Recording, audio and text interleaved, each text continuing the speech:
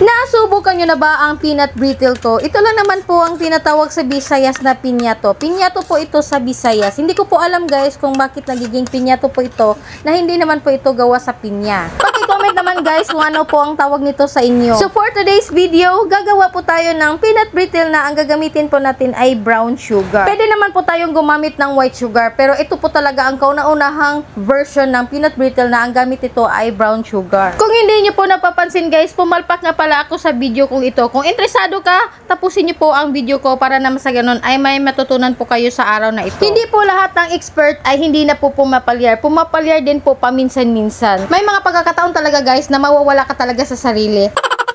Ang ibig ko talagang sabihin guys ay may makakalimutan kang ihanda pag ganitong gagawa ka ng paninda. Katulad nito guys, gagawa po tayo ng peanut brittle. So dapat talaga lahat ng mga sangkap na gagamitin ay nakahanda po talaga siya. Ang una ko pong ginawa guys ay ginugupit ko po yung aking water cellophane. So dito ko po ibabalot yung aking peanut brittle. So bumili nga pala ako guys ng kalahating kilong white peanuts at kalahating kilo din sa brown sugar. At gagamit din po tayo ng lemon. Kung wala pong lemon, pwede naman po vanilla po ang gagamitin natin. At gagamit din po tayo ng margarine guys. So affordable lang po ito sa tindahan. So eto na, magluluto na po tayo ng ating peanut brittle. So ihanda na po natin yung ating improvised lutuan dahil dito po tayo magsasangag ng ating mani. Isasangag lang po natin siya para siguradong luto at malutong po yung ating mani na ilalagay po natin sa ating mixture. Lutuin lang natin siya guys na walang halong mantika. Siguraduhin nyo po na nasa mahinang apoy lang po siya. So every now and then, titikman nyo po yung ating mani kung ito'y luto na ba. So iwasan nyo po guys na masunog yung ating mani para hindi po magiging pangit yung ating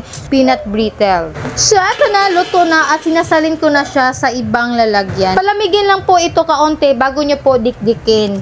Huwag po itong masyadong pino yung ating mani guys. Tama lang po sa isang butil ay mahati po siya sa 4 na piraso. Pagkatapos nyo pong maidikdik, so itabi nyo po muna. Dito na naman po tayo sa ating kawali dahil dito po tayo magkakaramelize ng ating brown sugar. Bali kalahating kilo lang po ng brown sugar ang ilalagay po natin. Ang ratio nga pala ng ating ingredients mga Mars ay 1:1. Pero kalahati po ang ginagamit ko para po ito sa aking mga viewers na gustong kagaya ng aking recipe. So mas maganda nga magsimula po kayo sa kalahating kilo. Madali lang po itong gawin guys pero dapat mabilis ka. Minuto lang po talaga ang mali mo ay papalpa ka na talaga. So ayan na guys, melted na po yung ating brown sugar. So maglalagay lang po tayo ng twin pack na margarine. So isang ganito po ang ilalagay nyo po sa kalahating kilong mani. So ito po ang nagpapa-smooth ng ating peanut brittle guys. At dahil dyan ay makukuha nyo po yung tamang texture ng ating peanut brittle. So ito na guys, ilalagay na po natin yung ating kalahating lemon. So kalahating lemon lang po ang ilalagay po natin sa ganitong portion. So isasala po natin siya guys para hindi po natin maisali yung kanyang mga buto-buto.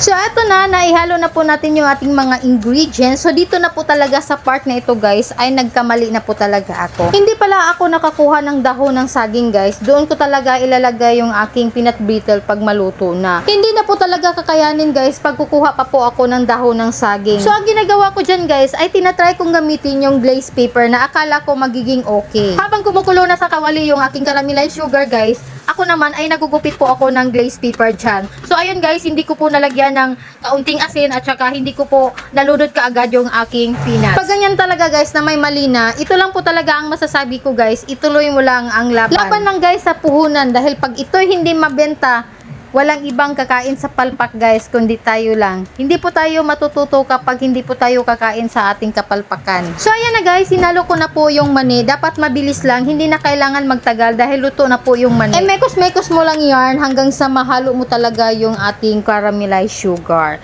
So pagkatapos ay isala na natin sa ating lalagyan. So ito na po yung sinasabi ko sa inyo guys na glaze paper. So nilagay ko po siya, bali pinatong ko po siya sa aking glaze paper. Ngayon pala ay didikit pala siya. So, ayan guys, pinaplatin ko siya hanggang sa magpantay po talaga yung kanyang edge ng aking peanut brittle. Gumamit nga pala ako dyan ng rolling pin guys, para naman sa ganun ay magiging pantay po talaga yung pagkakaano ko sa aking peanut brittle. So, ayan na guys, dumikit talaga siya sa glaze paper, sa ilalim at saka sa ibabaw. So, hiniwa ko pa rin siya guys.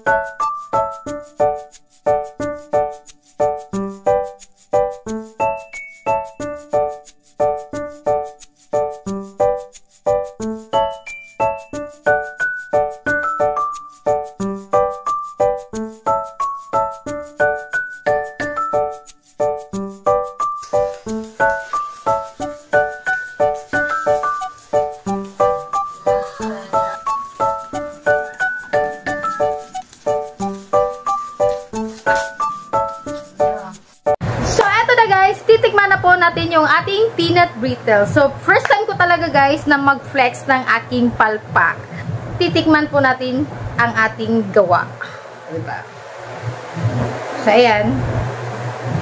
So, ito po ang itsura niya guys. O, diba? Coat na coat po talaga siya sa caramelized sugar.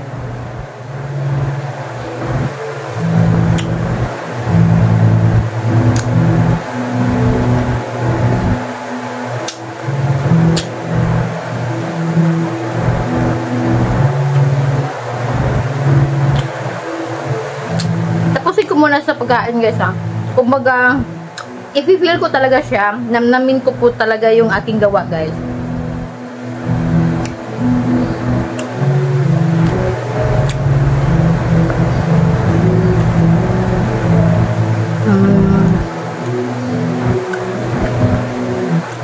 So, ang ginawa ko po sa aking peanut brittle guys, dahil pumalpak po ito, hindi ko na po siya binebenta. Ang ginawa ko po guys, ay pinakain ko po sa aking mga relatives. Kasi ngayon lang po sila makakain ng libre. So, want to sawa po talaga sila sa pagkain ng aking peanut brittle. Alam naman po talaga natin guys, na sa negosyo talaga ay wala talagang libre. So, ngayon lang po talaga sila nakakain ng libre guys. So, want to sawa po talaga sila sa pagkain ng aking peanut brittle. So, ngayon guys, i-flex ko po yung aking palpak. So, ang una po talagang palpak ko guys, ay yung glaze paper. Dumikit talaga siya. At hindi po dumikit yung glaze paper, hindi ko pa rin siya ibebenta. Dahil yung timpla talaga niya ay hindi na po talaga kaaya-aya. Kasi nag-iba na po talaga yung lasa niya. Dahil po sa trahedya po talaga nangyayari na nagiging overcook na po talaga yung aking caramelized sugar. So, ayan guys, titikman po talaga natin para sure na sure. Kasi dito po talaga tayo matututo guys pag kumain po tayo sa sarili po nating palpak. So, ayan guys, i-flex ko siya. Kumbaga, i-rate ko po siya.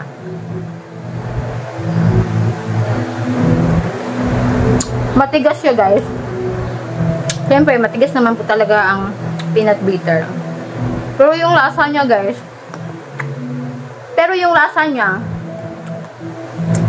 hindi po kaya-aya.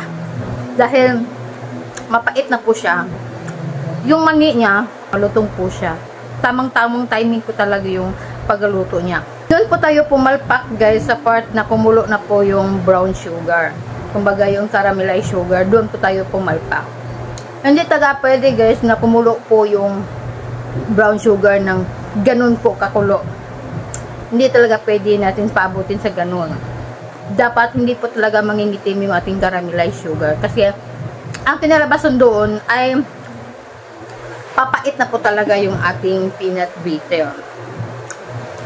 Yung lasa sa mani guys, talagang perfect po talaga siya, malutong pa rin siya. And then yung sa caramelized ay nagiging pait na po siya. Mapait na po talaga siya.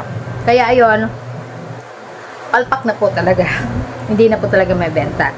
So, good thing lang po talaga guys ay yung nagawa ko ay kalahating kilo lang po siya. Hindi po siya 1 kilo. Kasi pag naging 1 kilo po yon guys, medyo mabigat-bigat po talaga sa bulsa.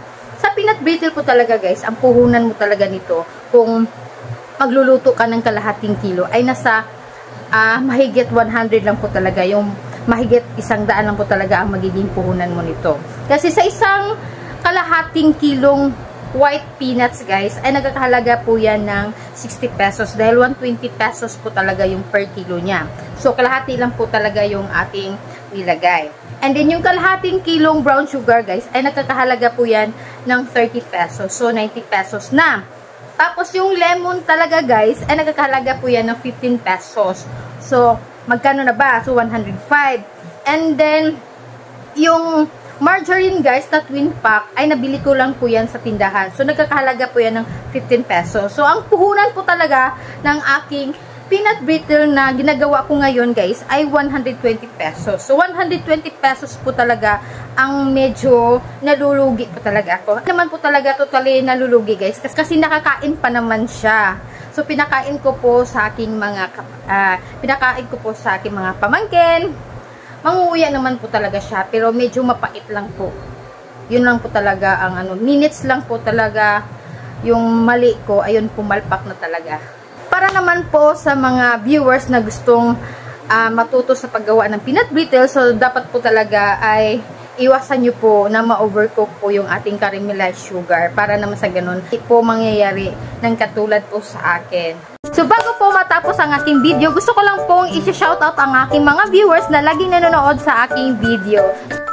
Shoutout po kay Lisilda Putanan from Dubai, and shoutout din po kay Ma'am Sisin Lapad from Tuburan, Cebu. And then shoutout po kay Ma'am Grace Palma from UAE, Dubai. King shoutout po kay Ma'am Merly Robrigado Buncayaw from Buga, Libon, Albay. Shoutout po kay Ma'am Neldan Lungos Espanto from Burgos, Surigao del Norte, Siargao.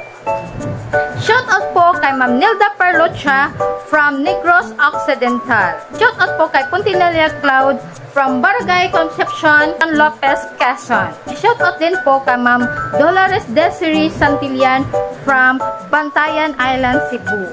Shoutout po kay Richie Losary from Kuwait.